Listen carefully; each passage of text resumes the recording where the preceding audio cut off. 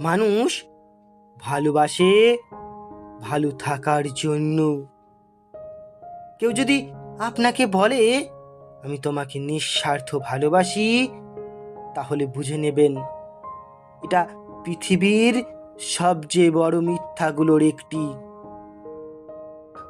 কারণ মানুষ যখন কাউকে ভালোবাসি বলে, আসলে সে যাকে বলে ভালোবাসি, আসলে সে তাকে ভালোবাসে না, বরং সে মূলত নিজেকেই ভালোবাসে।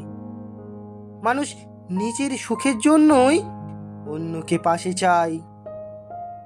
সুতরাং যাকে ভালোবাসি বলে, তার সঙ্গে থাকলে সে ভালো থাকে বলেই সে ভালোবাসে। তাই এটাও এক ধরনের স্বার্থ। সত্যি বলতে পৃথিবীতে নিঃস্বার্থ বলে কিছু নেই। সব কিছুর পেছনেই কোনো না কোনো কারণ থাকে।